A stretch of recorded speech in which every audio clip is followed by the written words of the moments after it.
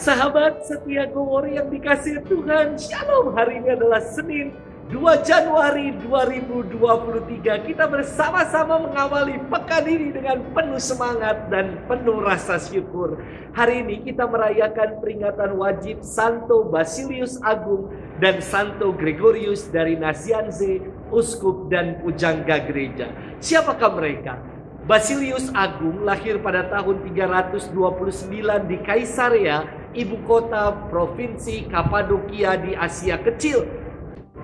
Ia berasal dari keluarga Kristiani yang saleh. Basilius menempuh pendidikannya di Konstantinopel dan Athena. Di Athena ia menjalin persahabatan dengan Gregorius dari Nazianze, teman sekelasnya.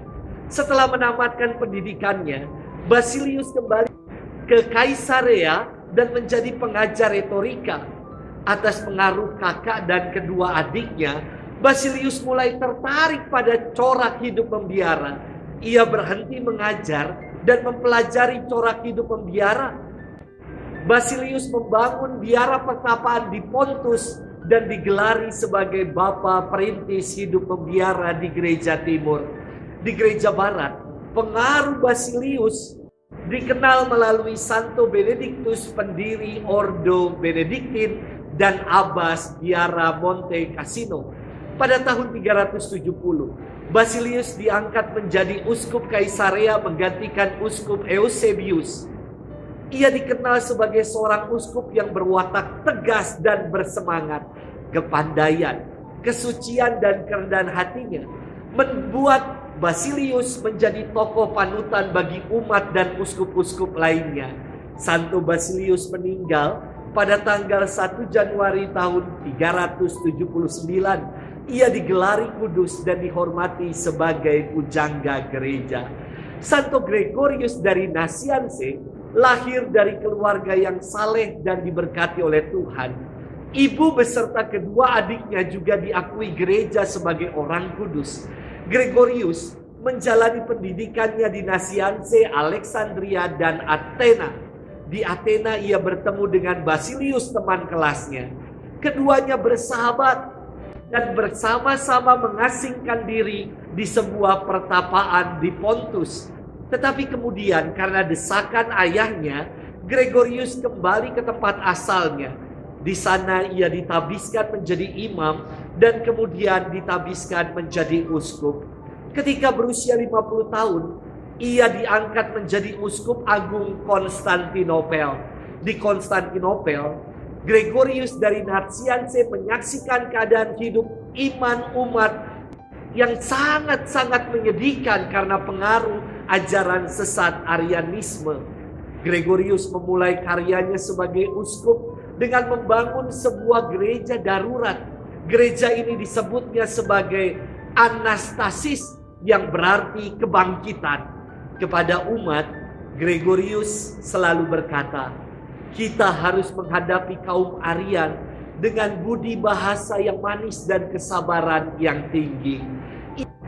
Ia banyak menulis dan mengajar di kota-kota yang menjadi pusat kebudayaan dan ilmu pengetahuan untuk membela ajaran iman yang benar. Santo Gregorius dari Nazianze wafat pada tahun 390. Oleh gereja, beliau digelari kudus dan dihormati sebagai pujangga gereja. Hari ini kita akan bersama-sama merenungkan firman Tuhan yang diambil dari Injil Yohanes 1 ayat 19 sampai dengan 28. Mari kita siapkan hati kita. Haleluya, haleluya, haleluya. Dahulu kala dengan berbagai cara Allah berbicara kepada leluhur kita dengan perantaraan para nabi. Pada zaman akhir ini Ia berbicara kepada kita dengan perantaraan anaknya. Haleluya, haleluya, haleluya. Tuhan bersamamu dan bersama rohmu. Inilah Injil suci menurut Yohanes, dimuliakanlah Tuhan. Inilah kesaksian Yohanes ketika orang Yahudi dari Yerusalem mengutus kepadanya beberapa imam dan orang-orang Lewi untuk menanyakan kepadanya, "Siapakah engkau?" Yohanes mengaku dan tidak berdusta katanya, "Aku bukan Mesias." Lalu mereka bertanya kepadanya, "Kalau begitu siapakah engkau? Elia?" Yohanes menjawab, "Bukan."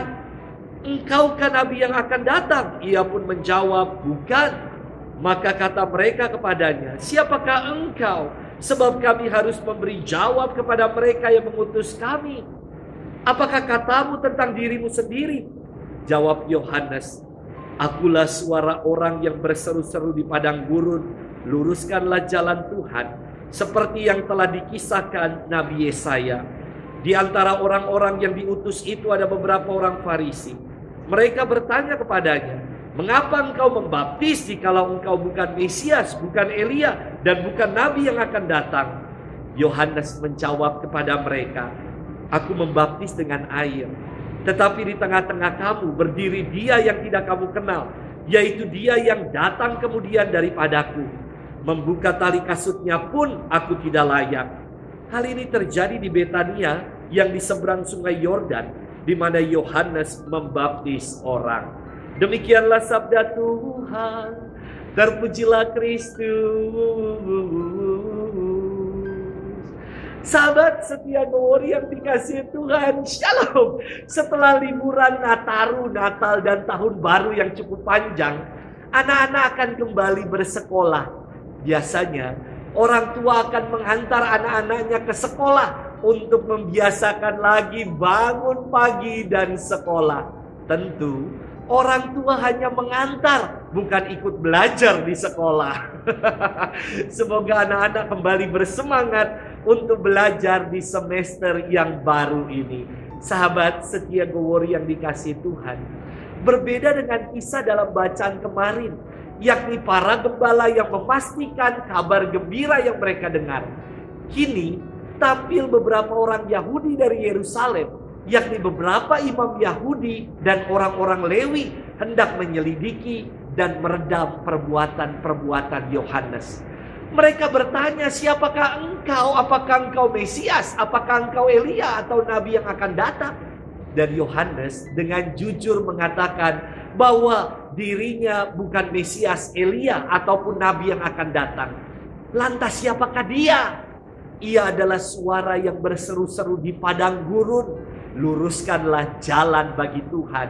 Ia adalah sang perintis yang mempersiapkan jalan bagi Tuhan. Sahabat setia Gowori yang dikasihi Tuhan, kontras sekali antara bacaan kemarin dan bacaan hari ini. Kemarin para gembala pulang dengan sukacita dan memuji Allah. Sementara hari ini para imam dan orang Lewi yang kepo atau kepengen tahu aja diliputi dengan kecemasan dan gusar atas seruan pertobatan Yohanes. Bagaimana dengan diri kita? Apakah kita menjadi pribadi-pribadi yang kepo, yang cemas dan gusar ketika mendengar seruan pertobatan dan warta kabar sukacita? Semoga kita nggak menjadi pribadi yang macam itu, melainkan kita mau menjadi pribadi-pribadi yang justru membawa kabar sukacita dalam kehidupan ini. Selamat bermenung dan Tuhan memberkati kita selalu dalam nama Bapa dan Putra dan Roh Kudus. Amin.